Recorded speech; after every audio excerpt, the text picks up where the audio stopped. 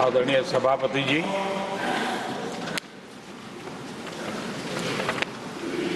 आदरणीय राष्ट्रपति जी ने भारत की उपलब्धियों के बारे में, दुनिया की भारत से अपेक्षाओं के बारे में और भारत के सामान्य मानवी का आत्मविश्वास, विकसित भारत बनाने का संकल्प, इन सारे विषयों को लेकर के विस्तार से चर्चा की है। देश को आगे की दिशा भी दिखाई है।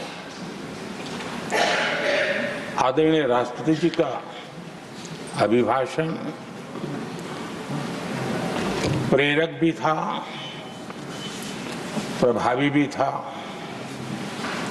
और हम सब के लिए भविष्य के काम का मार्गदर्शन भी था। मैं आदरणीय राष्ट्रपति जी के उद्बोधन पर धन्यवाद करने के लिए उपस्थित हुआ हूं।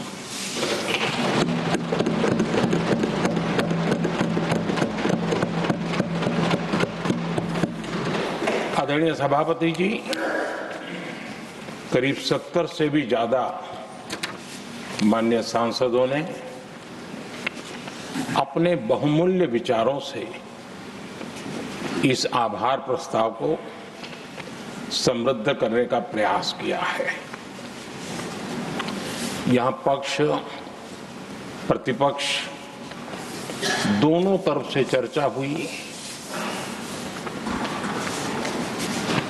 हर किसी ने अपने अपने तरीके से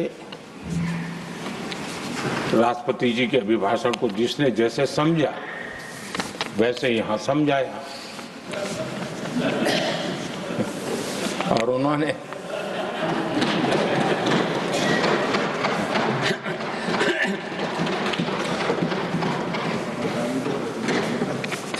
आदरणीय सभापति जी, यहां पर सबका साथ, सबका विकास, इस पर बहुत कुछ कहा गया। मैं समझ नहीं पाता हूं कि इसमें कठिनाई क्या है।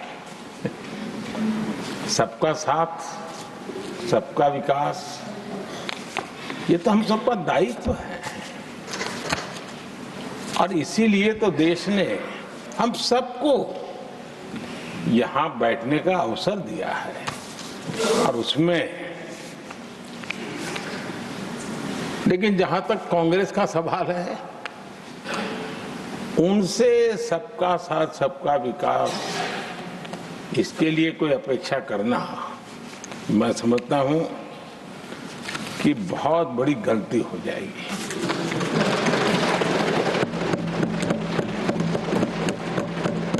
ये उनकी सोच के बाहर है, उनकी समझ के भी बाहर है और उनके रोड मैप में भी ये सूट नहीं करता है,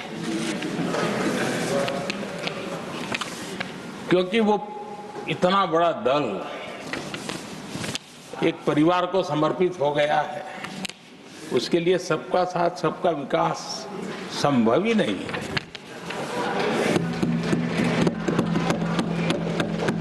आदरणीय सभापति जी, कांग्रेस ने राजनीति का एक ऐसा मॉडल तैयार किया था जिसमें झूठ, फरेब, भ्रष्टाचार, परिवारवाद, तुष्टीकरण, सबका गालमेल था। जहां सबका गालमेल हो वहां सबका साथ हो ही नहीं सकता।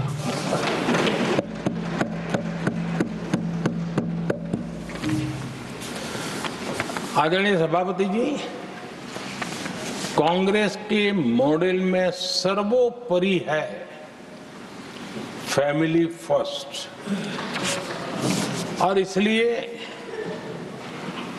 उनकी नीति, रीति, उनकी वाणी, उनका वर्तन, उस एक चीज को संभालने में ही खपता रहा है।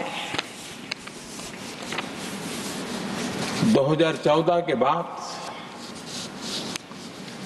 देश ने हमें सेवा करने का अवसर दिया और मैं उन देश की जनता का आभारी हूं कि हमें तीसरी बार लगातार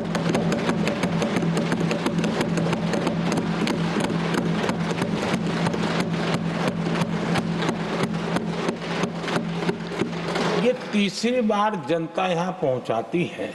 इतने बड़े देश में इतनी वाइब्रेंट डेमोक्रेसी हो, वाइब्रेंट मीडिया हो, हर प्रकार के बातें बताने की छूट हो, उसके बावजूद भी देश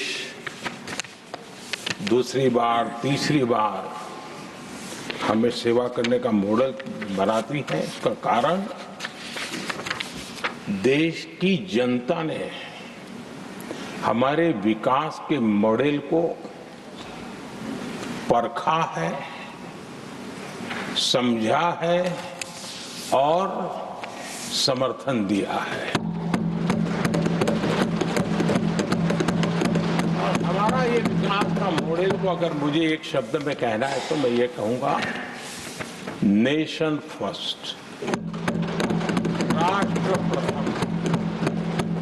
इसी एक उम्दा भावना और समर्पित भाव से हमने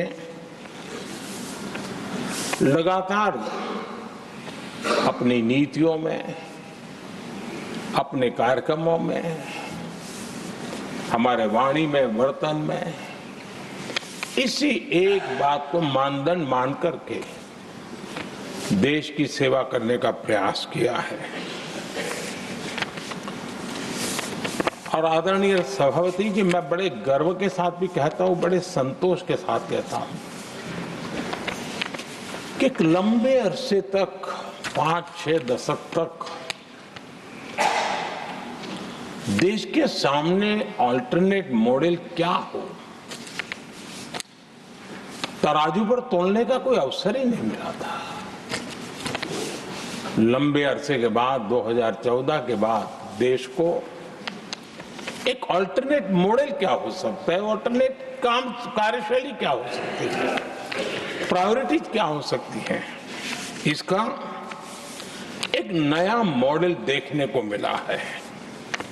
और ये नया मॉडल तुष्टीकरण नहीं, संतुष्टीकरण पर भरोसा।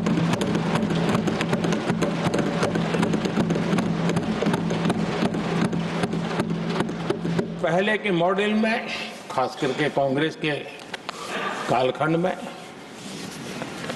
तुष्टीकरण, हर चीज में तुष्टीकरण, यही उनका एक प्रकार से औषधि बन गई थी उनकी राजनीति को करने की।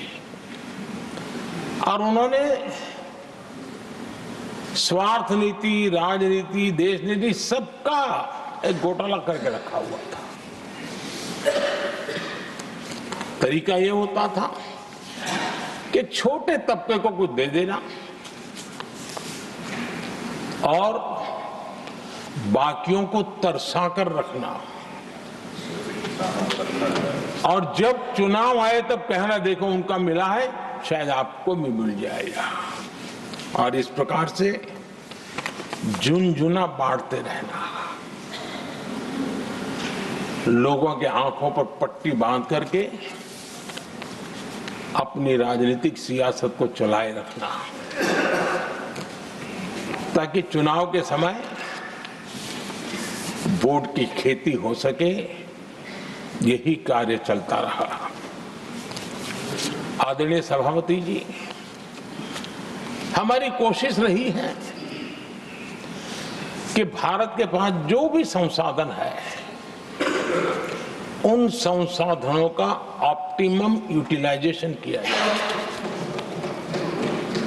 भारत के पास जो समय है, उस समय का भी बर्बादी से बचा करके पल पल का उपयोग देश की प्रगति के लिए, जन सामान्य के कल्याण के लिए, उसी पर वो खर्च हो। और इसलिए हमने एक अप्रोच अपनाया, सैचुरेशन का अप्रोच।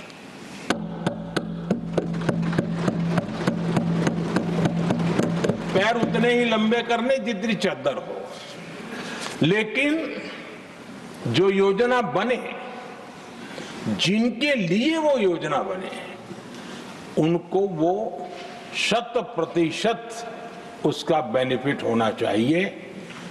किसी को दिया, किसी को नहीं दिया, किसी को लटका करके रखा और उसको हमेशा प्रताड़ित करते रखना और उसको निराशा की गर्त में धकेल देना, उन सिचुएशन से हमने बाहर आकर के सैचुरेशन अप्रोच की ओर हमारे काम को आगे बढ़ाया है।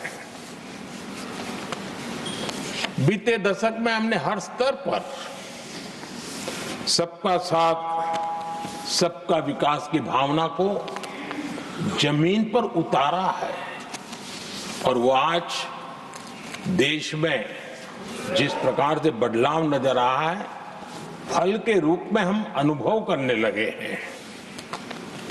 हमारे गवर्नेंस का भी मूल मंत्र यही रहा है, सबका साथ, सबका विकास।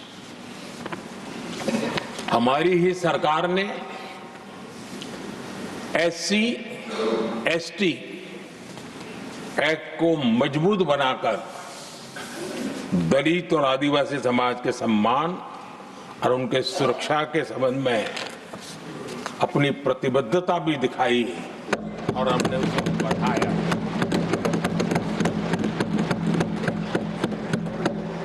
आदरणीय सभापति जी,